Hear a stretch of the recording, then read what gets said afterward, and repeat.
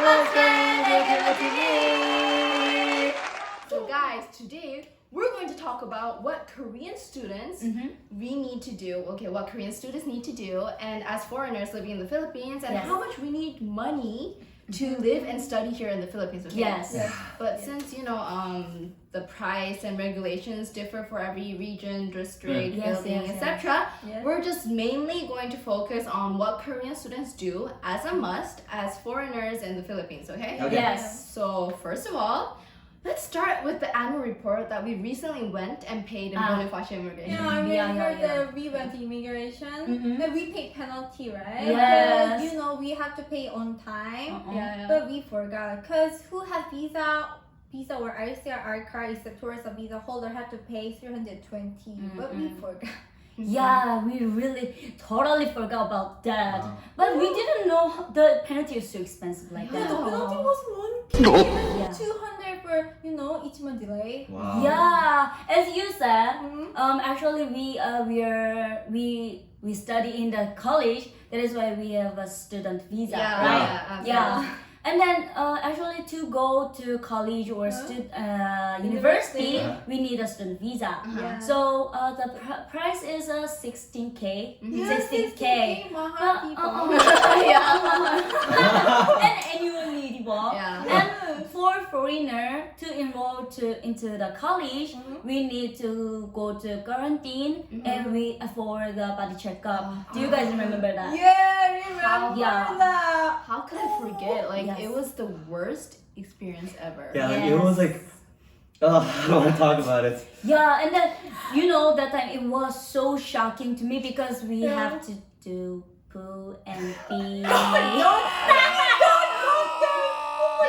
Anyway, that's still terrible. Well, I also remember that time we needed to go to a different hospital to take our x-ray photo. Because that's also the part of the body checkup. Because the x-ray machine in the quarantine was broken. So that also took a very long time. Yeah, that is why that time I was really, really tired. Because in quarantine, there were too much people, and then line was so it was really long. Hey, but then good thing that it's only a one-time checkup, so. That's really that's good, right? I remember that. Once we get student visa, we only need to renew annually, so we need enrollment documents. That's because if we get a student visa, we need to enroll first. Before we get a student visa. Yeah, you need to be enrolled to that. And I'm not sure about the other schools, but for our school, we always did the student visa in our school together with the one who was in charge of foreign students. But then the student visa, actually, the student visa is for college students. So that means that you can't get a student visa if you're not a college student.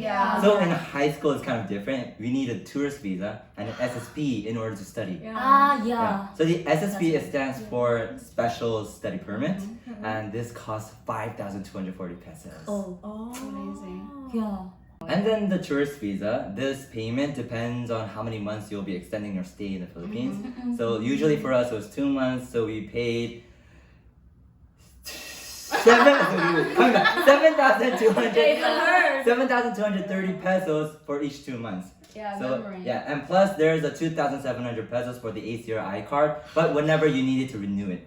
Only when you need it. And I remember that was my first time going to the immigration for our tourist visa. Me too. And it was really a pain in the back to go back and forth the immigration after applying for a tourist visa and then receiving it after a week later. That is why we need to write our excuse letter and then go in the morning to get it to immigration and then go to school in the afternoon. That was awesome. That was awesome. I liked it. Well, guys, okay, enough with the visas, and now I want to say something. The thing that we always do before going out of the Philippines. It's called ECC. Yes.